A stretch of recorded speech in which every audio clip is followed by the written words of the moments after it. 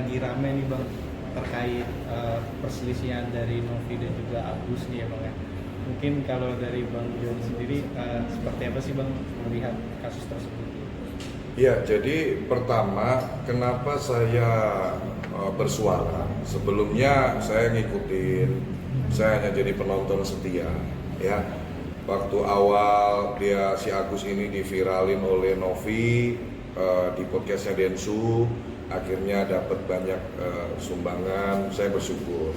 Dan kalau boleh jujur, bukan bermaksud apa-apa, saya termasuk salah satu yang melakukan donasi juga. Tapi saya diam aja.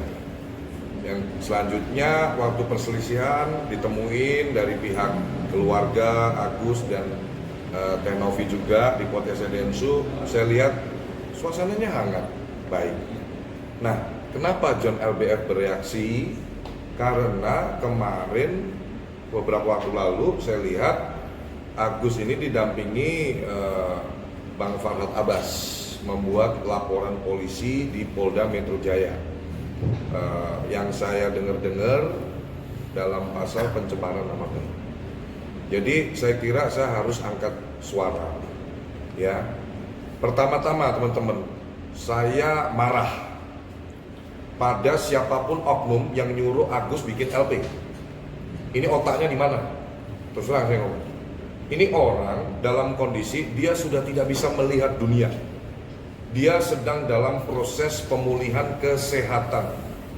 Lagi nyari dokter yang bisa nyembuhkan, mulihin penglihatannya lagi. Teman-teman bisa nggak bayangin? Saya ini mengimajinasikan posisi saya ada di posisi Agus. Hal paling vital dalam manusia ini adalah penglihatan. Ya, dia ini sudah, kamu coba bayangin deh, merem 5 menit aja sambil jalan. Betapa gelapnya dunia ini, betapa kita ini kayak udah depresi banget, betapa kita ini merasa kayak dunia ini hancur dan lain-lain. Orang seperti Agus ini harus butuh support. Sekaligus saya minta juga netizen juga nggak boleh ngebully Agus, nggak boleh. Coba kamu di posisi Agus bagaimana? Ya, jadi saya melihat Agus ini harus dapat support dan dukungan apapun kondisinya. Karena menurut saya bukan Agusnya yang bermasalah, menurut saya orang-orang di sekitar Agusnya ini yang saya pikir harus diluruskan pemikirannya. Ya, oleh sebab itu yang pertama saya mengutuk keras dan mengecam siapapun orang yang menyuruh Agus ke kantor polisi bikin LP. Orang yang bikin LP itu, ya orang itu harus aktif ketika ada panggilan untuk klarifikasi BAP dalam proses penyelidikan, dia wajib hadir. Gak bisa diwakilkan karena dia sebagai pelapor. Oke, nah selanjutnya nanti melibatkan ahli pidana, ahli bahasa, ahli ITE. Ada nggak unsur pidananya? Ditemukan nggak bukti yang kuat untuk menentukan kasus itu bisa naik sidik atau tidak? Saya sangat pengalaman di bidang hukum, ya. Tahun lalu saya ngelaporin itu oknum pengacara. Jadi saya tahu banget proses dari A sampai Z sampai ke persidangan sampai ke vonis.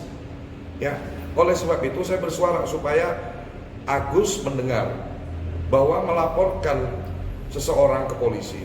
Saran saya itu adalah opsi yang terakhir sebelum opsi tabayun. Mestinya ada tabayun dulu, mestinya ada konfirmasi dulu, ngobrol dulu, titik temunya seperti apa. Saya kira Teh Novi orang yang menurut saya baik dan dia tulus.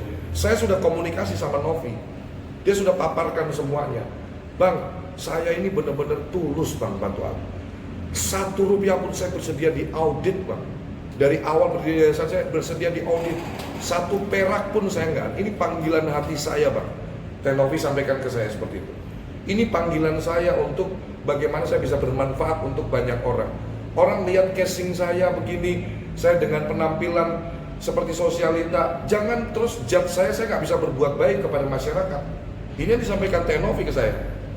Jangan lihat orang dari covernya, gue badan kayak begini, penampilan gue kadang urakan, ya, tapi saya memberi manfaat untuk banyak orang. Sama dengan Teh Novi, jangan kita lihat dari covernya aja. Nah, jadi yang pertama tadi saya mengutuk keras siapapun yang ngojok-ngojokin atau nyuruh Agus bikin LP. Ya.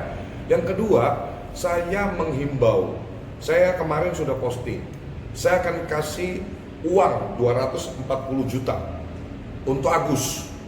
Ya, ini untuk Agus nih.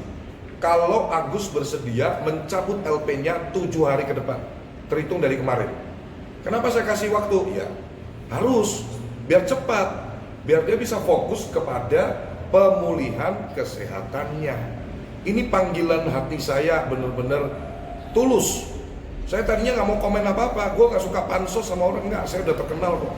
Jadi saya nggak suka dompleng-dompleng biar rating saya naik, enggak. Insya Allah itu udah jalannya Allah lah. Kalau waktunya udah, masa gue udah habis, ya udah selesai, orang nggak inget gue lagi. Selama gue masih diingat orang, berarti Allah qadarullah masih mengizinkan saya dikenal publik gitu.